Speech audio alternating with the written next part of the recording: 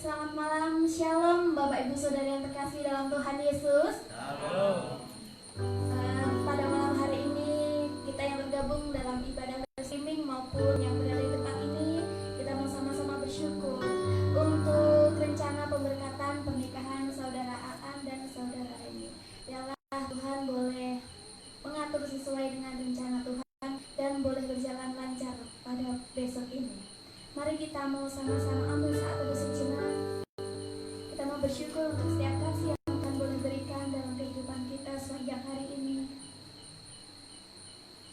Terima kasih Tuhan Yesus, Engkau begitu baik untuk kami Tuhan. Pada malam hari ini Tuhan, kami bersama keluarga di tempat ini menaikkan ucapan syukur kami Tuhan untuk rencana yang boleh terjadi Tuhan. Biarlah Engkau berkati rencana besok ini Tuhan, berkatan nikah saudara Aan dan saudari Reni Tuhan.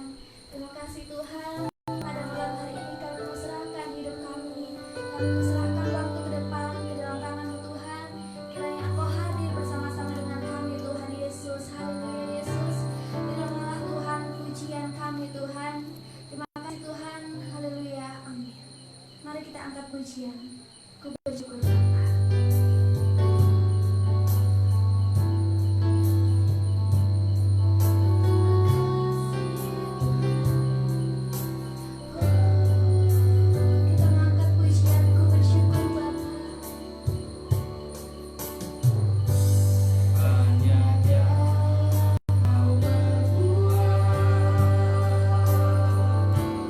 Di dalam hidup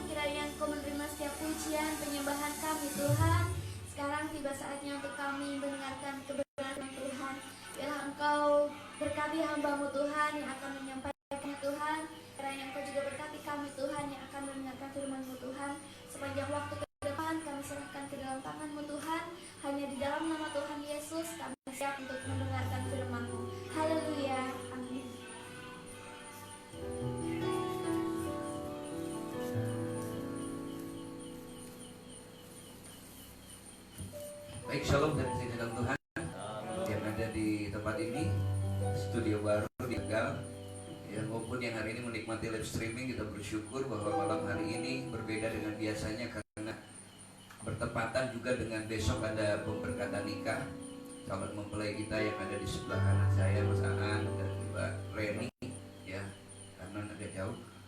Tapi kita bersyukur bahwa bukan satu kebetulan juga bahwa harinya juga hari Rabu, sehingga berkat untuk malam hari ini firman Tuhan bukan hanya bagi kedua calon mempelai, tetapi bagi kita semua yang hari ini bisa nikmati firman, baik yang akan menikah besok, yang rencana menikah, yang belum mau menikah, bahkan mungkin yang sudah menikah pun kita bisa belajar kepada firman yang akan kita sama-sama renungkan pada malam hari ini. Kita akan mendasari firman Tuhan hari ini dari Matius 7 ayat 24 dan 25. Matius 7 ayat 24 dan 25, firman Tuhan berkata, sudah ketemu yang ada di sini, mari kita akan membaca. Yang di rumah mungkin yang menikmati live streaming, kita akan baca bersama-sama Matius 7 ayat 24 dan 25.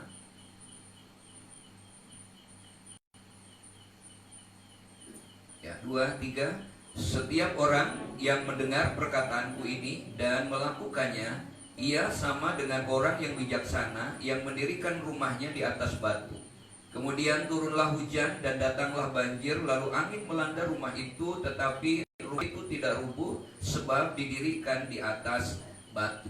Saudara dikasih dalam Tuhan, kokohnya sebuah bangunan, kita seringkali mungkin melihat bangunan yang begitu indah. Kokohnya sebuah bangunan sebenarnya kan tergantung dari fondasinya. Demikian juga tema hari ini membangun keluarga, karena pembangunan sebuah keluarga tidak hanya berhenti pada saat setelah pemberkatan nikah saja, tetapi sesungguhnya pembangunan sebuah keluarga itu dibangun seumurnya, ya, bukan sampai kakek-kakek, nenek-nenek, tetapi sampai maut memisahkan. Tahapan-tahapan dari sebuah hubungan rumah tangga biasanya dimulai dari pertanyaan, sudah berapa lama berkenalan, lalu sudah berapa lama berpacaran. Awalnya mungkin, oh itu kenalan saya, tapi berapa bulan kemudian, oh itu pacar saya. Ketika sudah ada kepastian, oh itu calon saya. Maka berikutnya kemudian, oh itu tunangan saya.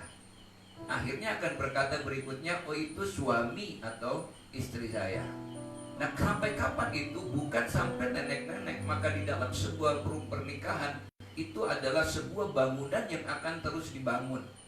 Sebagaimana rumah setelah dibangun, pondasinya itu tetap, tetapi yang terus diperbaiki, diperbaharui itu biasanya atasnya. Berapa tahun sekali mungkin catnya dirubah, ada penambahan-penambahan supaya semakin indah, semakin bisa enak dipandang. Demikian juga di dalam sebuah pernikahan. Ya, tadi saya dibonceng, saya bonceng ke ibu naik motor saja. Ya, ternyata dibonceng itu cukup teliti juga. Bukan hanya pegangan, dulu sering pegangan, sekarang kalau nggak disuruh nggak mau pegangan. Ya, tapi bukan itu saja. Sebenarnya waktu dibonceng tiba-tiba ibu memperhatikan rambut. Dia bilang, rambutnya sudah putih, gitu kan. Bukan cuma putih, tetapi ternyata kapan jatuhnya rambutnya sudah baik habis, gitu ya. Iya, maka saya bilang saya nggak cocok lagi tinggal di desa. Kenapa? Karena ada ayam habis bertelur nanti hilangin kuota kan susah.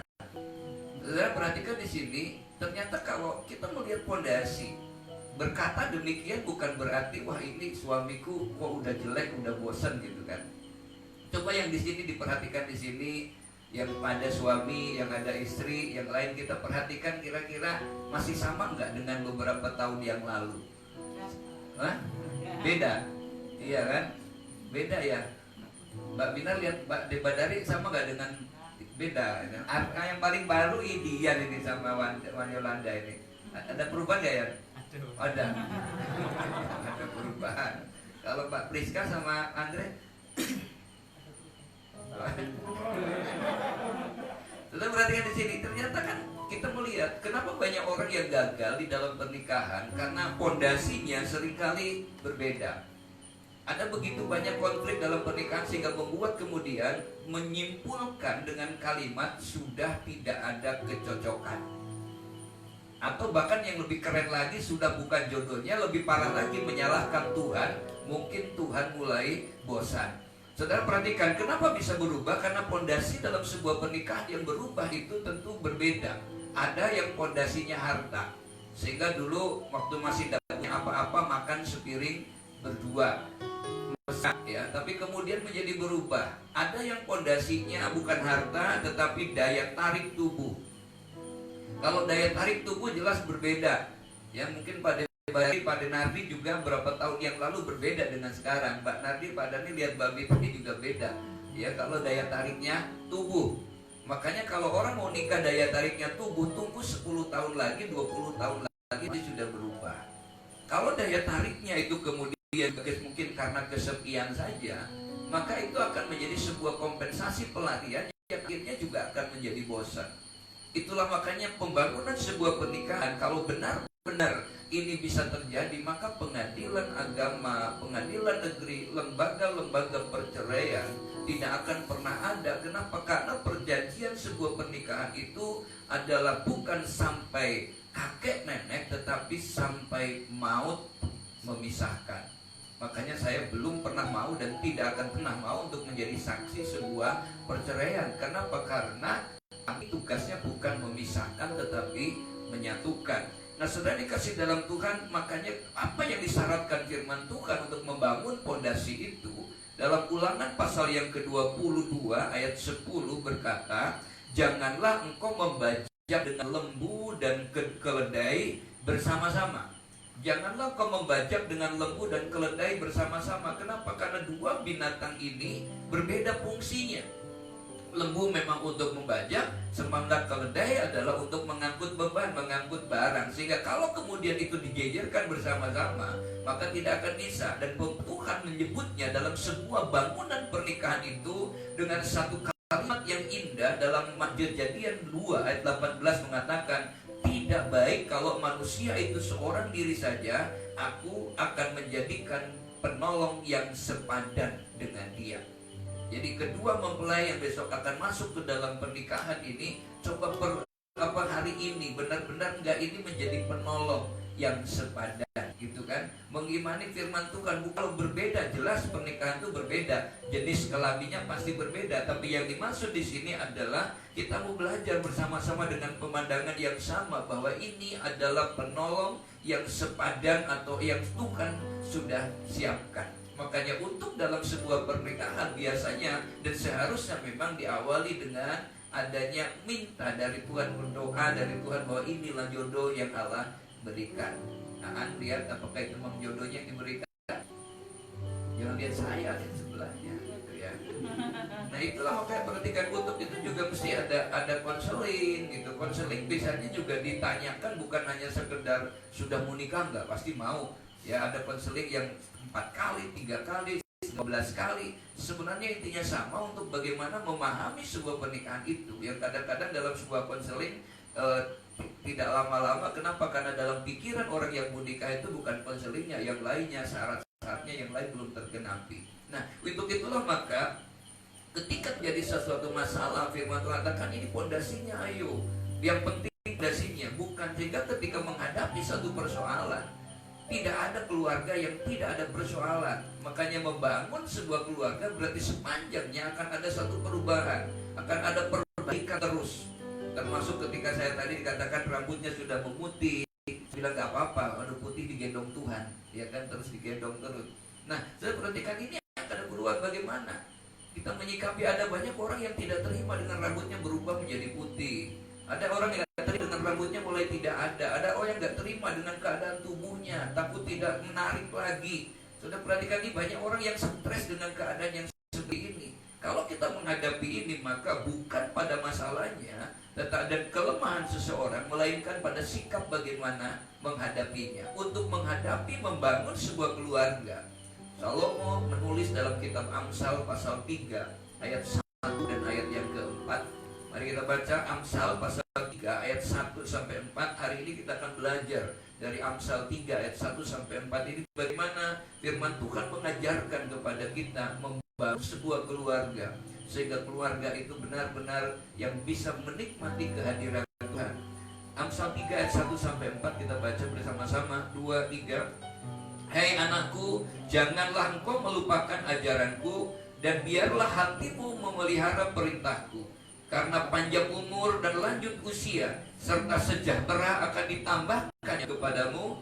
Janganlah kiranya kasih dan setia meninggalkan engkau. Kalungkanlah itu pada lehermu, tulislah itu pada loh hatimu, maka engkau akan mendapat kasih dan penghargaan dalam pandangan Allah serta manusia. Keluarga yang sejahtera, keluarga yang sakinah, mawaddah, warahmah adalah keluarga yang bisa dilihat, dinilai bukan hanya di pemandangan manusia saja, tetapi Tuhan menyebutnya mendapatkan penghargaan di dalam pandangan Tuhan, pandangan Allah, dan pandangan manusia. Kalau pandangan manusia, manusia sering menilai dari sisi yang kelihatan saja. Oh, dia sejahtera. Kenapa? Karena punya segala-galanya. Tapi dari sisi pemandangan Tuhan belum tentu. Nah, apa yang harus dilakukan kalau kita belajar dari Amsal 3 ayat 1 sampai 4, bagaimana membangun sebuah keluarga ini? Firman Tuhan menyebutkan yang pertama bahwa kasih harus selalu dilestarikan. Perhatikan, janganlah kiranya kasih dan setia meninggalkan engkau, kalungkanlah itu pada lehermu. Saudara perhatikan, kenapa harus dikalungkan? Tuliskanlah itu pada loh hatimu. Kenapa? Karena hati dalam kalbu, kalau udah tercatat ditulis dalam kalbu kan susah. Kalau Alkitab bilang mencatat, berbicara tentang namamu sudah ditulis di telapak tanganku. Kalau bahasanya bukan hanya ditulis tetapi digrafir, seperti ditato, yang sulit banget dilepaskan dari pandangan Tuhan. Demikian juga, kalungkanlah kasih dan setia itu. Artinya apa? Jangan lepas kemana-mana, dibawa kemana-mana. Alkitab bilang di sini kasih harus tetap dilestarikan. Kenapa harus tetap dilestarikan? Maka orang begitu banyak gagal. Kenapa? Karena kasihnya kemudian berubah. Kalau orang mengasihi, maka perubahan apapun, kekurangan apapun tidak lagi menjadi satu persoalan. Karena memang hidup itu akan selalu berubah, ya. Bukan kemudian ketika kamu sudah berubah sekarang lalu kamu bosan, aku jadi bosan, tidak. Saya perhatikan ayat 4 tadi mengatakan tidak boleh meninggalkan engkau. Kalau ini ada dalam hidup kita, maka persoalan yang berat pun akan menjadi ringan. Sesuatu yang sulit pun akan menjadi mudah. Bagaimana? Kenapa? Karena saling memiliki keyakinan bahwa engkau berharga bagiku.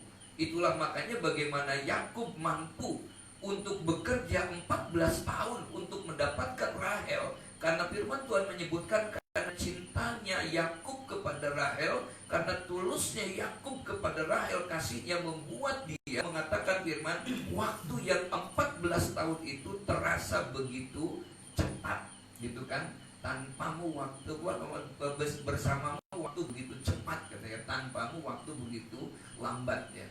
Bayangkan kalau dia tidak punya kasih yang luar biasa kepada Rahel, 7 tahun pertama dia bekerja tanpa upah, dia senang banget. Lalu dia harus bekerja lagi 7 tahun lagi tanpa upah lagi hanya untuk mendapatkan Rahel. Tapi firman Tuhan menyebutkan waktu yang 14 tahun itu ternyata begitu cepatnya. Kenapa? Karena ada kasih, karena ada kesetiaan yang terus ada di dalam kehidupan Yakub. Maka keluarga yang demikian, yang kemudian kasihnya itu selalu dibawa dan tetap dilestarikan, maka ada kata saling di dalam hidupnya. Yang pertama, akan saling menerima keadaan pasangannya.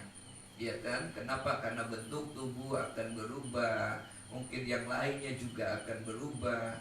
Jangan cintanya, senangnya, atau dalam pernikahan ada janji nikah itu menerimanya kan apa adanya, bukan ada apanya. Ya, menerima, saling menerima keadaan. Ya memang seperti itu pun, itu adalah istri atau suami saya. Kalau kenapa firman Tuhan menyebutkan bahwa sesungguhnya tubuh suami itu adalah milik istri, tubuh istri adalah milik suami. 1 Korintus 7 ayat 4 mengatakan suami tidak berkuasa atas tubuhnya melainkan istri, istri tidak berkuasa atas tubuhnya melainkan suami. Yang kedua, saling apa lagi? Saling mengampuni. Kenapa? Karena banyak kelemahan, tidak manusia yang tidak pernah berbuat salah, tidak ada yang tidak pernah berbuat dosa. Itulah makanya sering saya menyebutkan bahwa dalam sebuah keluarga, pembangunan keluarga itu kita sering cekcok, tetapi sesungguhnya cocok gitu ya. Cekcok tapi cocok gitu kan. Bu Dimitri pernah cekcok nggak? Pernah kan gitu, tapi cocok juga melanggeng sampai hari ini. Mbak Mina juga pernah cocok kan? Cekcok nggak Pak Badari? Nah kan, tetapi juga cocok, jujur Pak Badarinya guyu gitu kan. Ya. Tapi cocok juga sampai bertahan. Nah sebuah keluarga ini memang dia ribut, itu biasa. Ribut tapi rukun sebenarnya. Itu karena keluarga saling belajar, lalu kemudian saling mendukung. Ya, saling mendukung artinya karena penolong yang sepadan, dia bukan udah sakit dia mati untuk cepet gitu dia gitu kan, tetap ditopang, didukung. Dan berikutnya yang kedua, perhatikan tadi yang pertama, kasih harus dilestarikan. Yang kedua, kesetiaan harus dijaga. Kita itu punya mata. Mata itu fungsinya untuk melihat. Kalau ada di jalan katakan, Mas, itu cantik nggak yang lewat? Enggak cantik kok, tapi matanya begini terus. Itu kan bohong. Yang mendingan dibilang cantik nggak cantik gitu ya.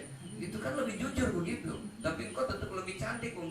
Kasih senyum kepada semua orang, tapi berilah cinta untuk satu orang. Kalau daripada Mas enggak. Tapi begitu istrinya sudah jauh dia masih begini terus ya, itu bohong gitu ya. Ini kan kalau cantik gitu ya. Tapi kan kita nggak bisa tertarik. Kenapa? Kan sudah ada satu ikatan bahwa yang tercantik itu memang banyak yang cantik. Tiap hari kecantikan akan berubah. Dari mana kita tahunya berubah? Karena Miss Universe itu kan tiap tahun ganti terus. Berarti kan nggak ada yang langgeng ya. Nggak ada putri kecantikan tuh seumurnya itu terus. Ada besok dicopot. Demikian juga kalau hanya berdasarkan itu nggak bisa. Tapi kesetiaan harus dijaga. Saudara, kenapa bisa nggak dijaga? Karena banyak orang gagal kok, hanya mencari kenikmatan sesaat yang kemudian mengalahkan kesetiaan yang harus dijamin. Yang hebatnya itu ada yang bilang sama saya, tapi ini setia loh Pak. Setia bagaimana? Gitu kan. Saudara perhatikan, banyak orang yang kemudian menciptakan, Allah itu menciptakan seks. Tujuannya untuk apa? Supaya ada kelanjutan generasi. Seperti Adam dengan Hawa kemudian menghasilkan seks, menghasilkan set dengan generasi apa? Generasi ilahi. Dalam pernikahan yang dikuduskan, diberkati Tuhan, maka diharapkan kemudian menghasilkan generasi set, generasi ilahi.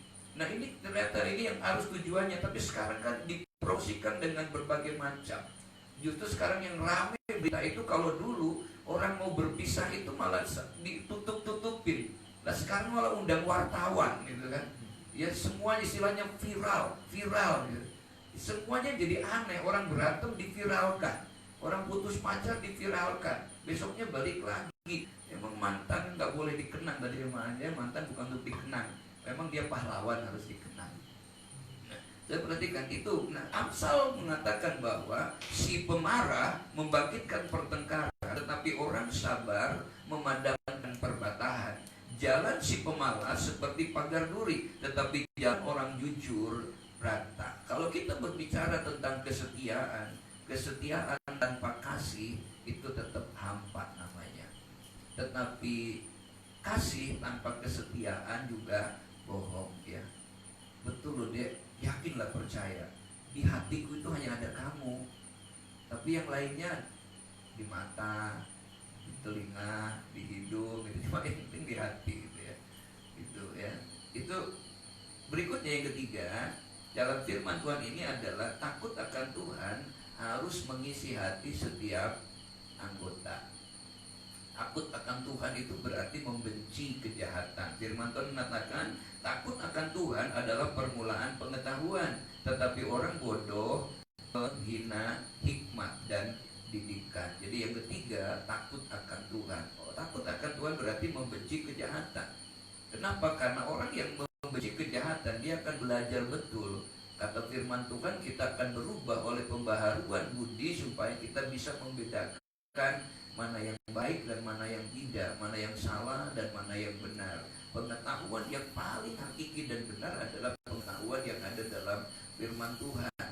Jadi sebenarnya ketika banyak orang buku-buku tentang pernikahan, buku-buku tentang konseling, buku-buku tentang bagaimana membangun kehidupan, membangun keluarga, Alkitab sudah lebih banyak untuk memberikan teladan, baik contoh dari orang-orangnya, pengajaran-pengajarannya.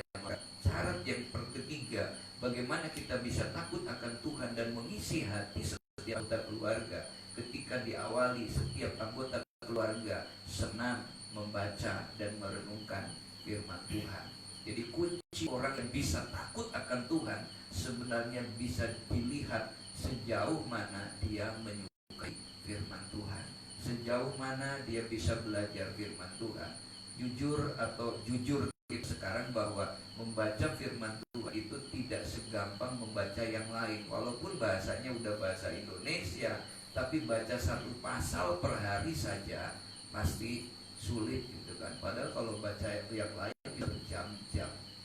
Ya, kenapa baca Alkitab tidak mudah? Karena memang iblis tidak suka. Mesti dengan yang lain, tidak usah baca Alkitab yang sudah diisi dengan cerita saja, ilustrasi yang saya kirim setiap 2 hari sekali. Kira-kira yang benar-benar membaca siapa? Itu kan jangan-jangan lihat langsung tutup gitu, detail gitu. Ada yang suka membaca nggak ilustrasi ya? Sudah perhatikan, padahal saya tulis apa, mengedit, kadang menulis ulang supaya apa? Supaya dibaca. Karena itu bagian. Nah, bagaimana supaya kita bisa memiliki takut akan Tuhan? Nah, saudara kasih dalam Tuhan, kenapa ini menjadi penting? Karena banyak rumah tangga dengan barang yang mewah, tetapi tidak bisa membuat penghuninya nyaman di rumah. Banyak rumah tangga yang punya tempat tidur yang mewah, yang mahal, tetapi tidak bisa menikmati tidur nyenyak di rumah. Banyak rumah tangga yang aksesoris rumahnya begitu hebat, bahkan gambar Yesusnya di mana-mana, ya, gambar Tuhannya di mana-mana, tetapi dalam hati setiap anggotanya tidak ada Tuhan. Kenapa? Karena dia tidak bisa menyukai firman Tuhan. Aksesoris kekristenan tidak menjamin bahwa orang itu benar-benar menunjukkan hidupnya sebagaimana orang Kristen yang sesungguhnya. Untuk itu yang terpenting adalah ayo memulai dari membaca firman, menyukai firman, karena dalam firman itulah ada satu pengajaran yang begitu hebat untuk kita bisa menikmati hidup di dunia ini dan hidup yang akan datang. Terlebih lagi firman Tuhan yang akan menjadi filter bagi kita supaya kita tetap takut akan Tuhan. Jadi yang pertama, bagaimana kita membangun keluarga, khususnya bagi yang akan besok masuk dalam pernikahan, dan juga bagi kita yang sudah berumah tangga, bagi kita yang mungkin saudara yang mau rencana menikah.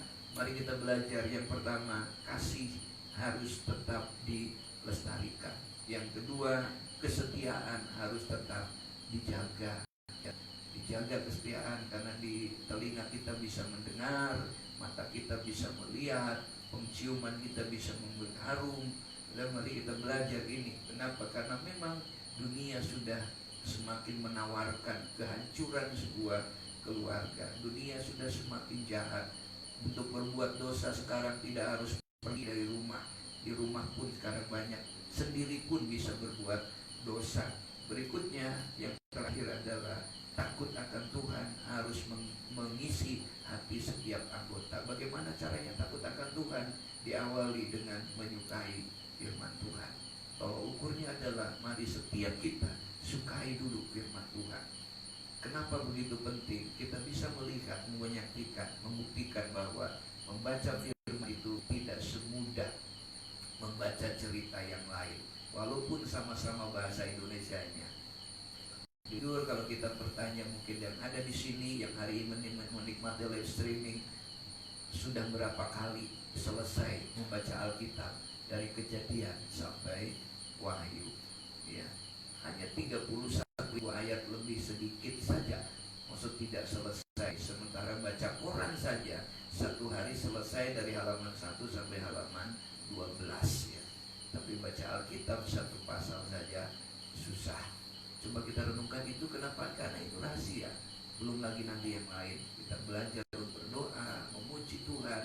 Itu bagian untuk kita bisa takut akan Tuhan. Tuhan Yesus memberkati. Biarlah ketiga hal ini akan ada dalam hati dari calon mempelai dan bagi kita semua yang hadir, dan bagi hari ini yang menikmati live streaming ini, supaya keluarga yang kita bangun, yang sedang kita bangun dan akan terus kita bangun, menjadi keluarga di mana Tuhan hadir, Tuhan menjadi pusat. Percayalah, kalau Tuhan menjadi pusat dalam hidup kita, sesuatu apapun Tuhan akan membuat segala sesuatunya berhasil dan beruntung dengan segala hal yang baik. Tuhan memberkati. Mari kita angkat pujian bersama-sama, kita bersyukur di hadapan Tuhan. Haleluya, Yesus.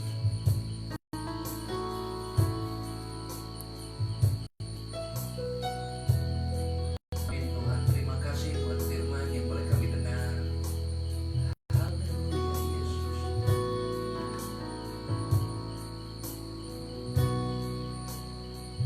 Katakan satu hal yang kurindukan.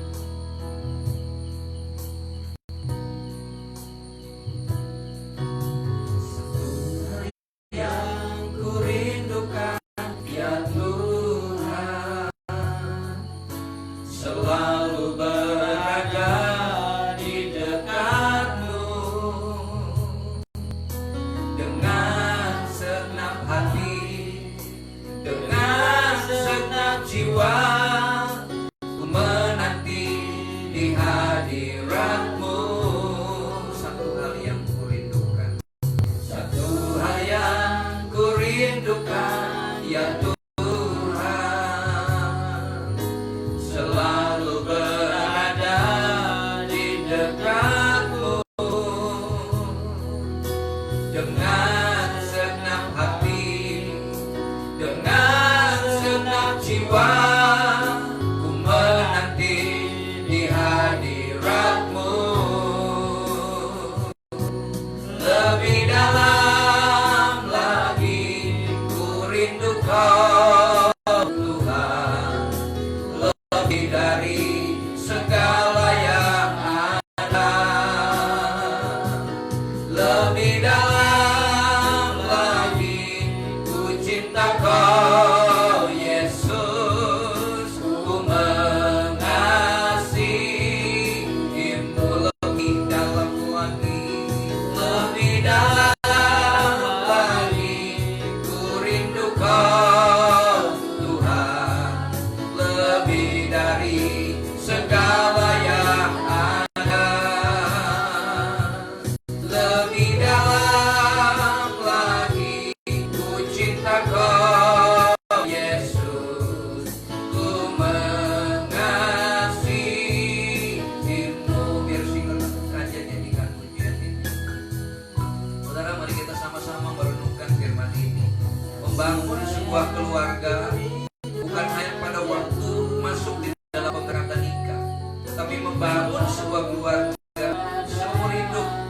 Karena kita terus belajar untuk keluarga kita, rumah tangga kita ini benar-benar menjadi sebuah bangunan yang terus memiliki aksesoris yang bisa menarik. Tetapi kokohnya sebuah bangunan ditentukan oleh seberapa dalam fondasi yang ada di dalam hidup kita. Yang pertama, fondasi adalah kasih itu harus selalu dijaga. Kesetiaan harus selalu dijaga. Dan yang ketiga, bagaimana kita memiliki takut akan Tuhan. Intinya adalah keluarga yang terus akan membangun sampai akhir itu adalah keluarga yang menjadikan Tuhan pusat di dalam hidup. Mari kita bersyukur kepada Tuhan. Katakan bersama-sama, lebih lebih dalam lagi Tuhan. Lagi ku rindu Kau Tuhan, lebih dari segala yang ada. Lebih dalam lagi ku cinta Kau Yesus, ku mengasihimu. Lebih dalam lagi,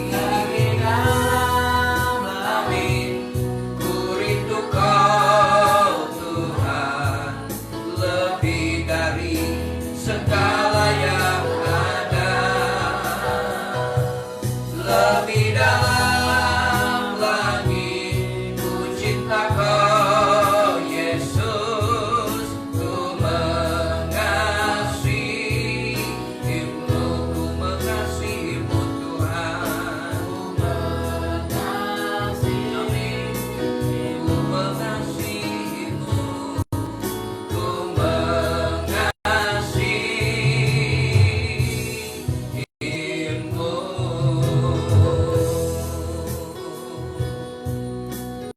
Kami bersyukur kepadamu malam hari ini. Baik kami ada di tempat ini beserta dengan keluarga, maupun yang hari ini menikmati live streaming di rumah-rumah Tuhan. Engkau tahu betul setiap pergumulan setiap kami keluarga. Engkau tahu betul apa yang menjadi persoalan di dalam setiap bangunan keluarga yang terus akan kami bangun ini bersama Tuhan. Biarlah kasih itu akan terus dilestarikan di dalam hidup kami. Kami tahu itu tidak mudah Tuhan. Biarlah kesetiaan itu terus kami jaga. Kami yakin juga ini tidak gampang Tuhan. Tetapi ketika kami memiliki hati yang takut akan Tuhan dan menjadikan Tuhan menjadi pusat di dalam bangunan rumah tangga kami mampu bukan karena kami hebat. Kami mampu karena Tuhan yang bekerja di dalam hidup kami. Kasih agape yang Tuhan aja tempatkan dalam hati kami adalah kasih yang membuat kami mampu menilai segala sesuatunya dari sudut pandang Allah. Dan kami mampu saling menerima apa adanya satu dengan yang lain di dalam bangunan rumah tangga kami. Dan juga memberkati kedua calon mempelai yang besok akan Tuhan berkati. Biarlah Tuhan juga terus mulai malam hari ini tutup bungkus dan jagai semuanya. Persiapkan Tuhan seluruh rangkaian acara besok ke dalam tangan Allah. Kau terus menuntunnya. Bahkan keluarga yang dari Jawa Tengah yang akan hadir pun Allah ada di dalam pemeliharaan Allah. Kami bersyukur kepadamu malam hari ini Tuhan. Kami yang hadir di sini maupun kami yang di rumah, sekali lagi kami menjadikan Tuhan menjadi pusat di dalam hidup kami. Tuhan, kami percaya kalau Engkau menjadi pusat dari apapun yang kami kerjakan, kami dengan iman percaya maka Tuhan akan membuat segala sesuatunya berhasil, beruntung dalam segala hal yang baik. Terima kasih Tuhan, terima kasih, terpujilah namamu. Di dalam nama Tuhan Yesus Kristus, biarlah malam hari ini kami menikmati berkat dari Tuhan. Tuhan memberkati engkau dan melindungi engkau. Tuhan menyinari engkau dengan wajahnya dan memberi engkau kasih karunia. Amin. Tuhan menghadapkan wajahnya kepadamu dan memberi engkau damai sejahtera. Mulai malam ini sampai Maranatha, Tuhan Yesus datang yang kedua kali. Yang percaya diberkati Tuhan, sama-sama katakan amin, amin. Tuhan